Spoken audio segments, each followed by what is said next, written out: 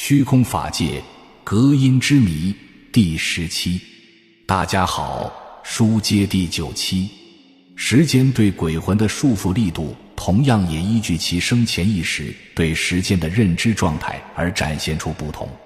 普通的魂会和我们同步时间流逝的速率，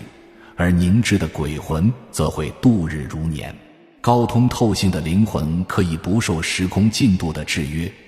直接看到尚未展现的所谓未来时相和早已逝去的过往历史，一切都犹如当下般真实。无感的差距是因意识体自身频率的差异而产生的，频率越高，其视角越高远宽广，心胸也就越豁达。历史与未来的可能性并非单一线性的，回溯与展望时得到的信息只是多种可能性中的一种。下一节，鬼魂行动的方式。鬼魂的移动有3个类别：走动、漂移、瞬移。如果鬼魂的自我认知继续保守在做人的框架中，那基本上移动时也默认自己是人类时的惯用形式，甚至跳跃的高度还继续受地心引力的束缚，长距离移动继续借用各种交通工具，而内心呈现固化没有那么明显的鬼魂可以用漂浮或悬浮的状态相对快速的移动，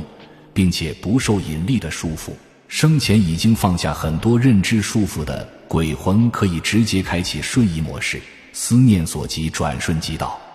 当然有些普通鬼魂因某些意外也能发现这些本自具足的能力并加以运用。鬼魂走路是不会造成地面吱呀作响的，那都是影视效果。能够利用瞬移动的鬼魂甚至可以在时间线上跳转，包括我们所谓的未来。总体来说，鬼魂拥有5通：天眼通、天耳通、他心通、神足通、宿命通，就是能遥视远方，能听闻远方，能知晓他人没说出来的心思，远距离瞬移，看见他人此生的命运安排和未来一段时间内注定要经历的事情和要互动的人物关系。当修为达成一定程度后，意识出体时可以探访未来，当探访过未来后，个人对生命的认知会发生巨大的改变。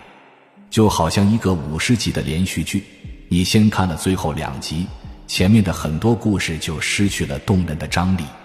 下一节，命。地表之流灵是无法在时间线上游走的，他们可以和活人的内在灵魂沟通，进而获知他人的灵魂功课中必然要发生的重大事件与安排好的时间节点。这些事件的发生与展开并不需要当事人小我的自由意识同意，因为其高我已经给出了绿灯。自由意识是分权限等级的，依次是最低的小我逻辑意识决定如何解读，灵魂意识决定看哪些和看哪里，高我意识决定参与什么，参与多少，本我意识决定探索哪个面向，探索多深，超我意识决定进入哪个领域，进入多久。下级必须无条件地服从更高权重自我的规划。当上一级没有具体规划时，下级有权使用自由意识做出自己的权衡决策。这里并不是说小我的自由意识被架空了，而是单个小我在自我这个宏观整体股份公司里占股的发言权在集体投票时被少数服从多数了。对在未来7年内即将呈现的必然事件，其实在时间线上各种灵魂的铺陈已经展开，小我看不见，灵魂却全知道。值得注意的是，小我有的时候可以用科学的逻辑意识全然架空灵魂的直觉与热忱，压根不搭理灵魂对人生剧本的发展性引导，而是持续地滞留在逻辑思维的体验与情绪感受上。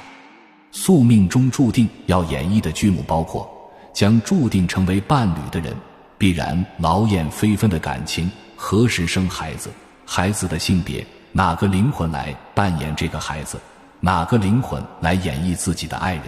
自己一生能支配的财富总量上限是多少，何时重病，多久安康，能不能康复。命的主线剧情你是躲不过绕不开的，但自我意识有自由选择权，在有些抉择的路口上，你会看见3个备选方案，分别是 A， 确保你的自由抉择不会错过主线剧情。为什么会这样呢？那人生还有什么意义？就是傀儡呀。不尽然，其实在每个岔道口都蕴含着8个不同的人生选择，带你游历不同的人生，但是其他7个选项都是隐藏起来的，需要你的智慧达成某一境界认知，才能有机会看到隐藏的路径和隐秘的结局。一个人的意识频率越高，观察的视角越多，看到的资讯越相近，思维越敏捷，思路也就越宽广。小我确实无法选择遭遇什么，但可以选择如何化解，并选择在实践中如何解读，如何反馈，最终收获到什么样的知见与感受。事情都是一样的，结果却全然不同。对某些人来说的灾难，对另一些人就是机遇。损失还是收获不在于你遭遇了什么，而在于你怎么解读它与有怎样的智慧去化解它。很多人以为修炼、修行就是行万里路，读万卷书，每日礼佛咏经。其实闻道不如问道，问道不如观境。答案与智慧不在四海洪荒的某个地方，而在你自己的心里。全世界最智慧的大德，不如你自己的高我了解你当下的所需。你需要的不是臣服于泥、石、木、金的雕塑，而是自己内心的呼喊。你需要跟随的不是某转世的活佛，而是灵魂的热忱。五通是鬼魂标配的基础功能，但是否可以无障碍开启，就看是否能认知到自己有这些能力。例如，回想一下在梦中的自己，如果在梦中能飞、能瞬移、能读心，你死后也能，因为梦就是当下自我认知的客观反应。同样，梦中的你在关注什么，经历什么，如何解决问题，你死后在弥留之际的行为模式基本也没什么两样。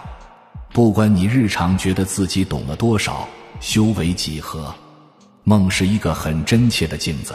照出你当下本真的模样。看到这里，希望您的点赞、评论、转发，以便帮助到更多有缘人。第17结束，谢谢观看。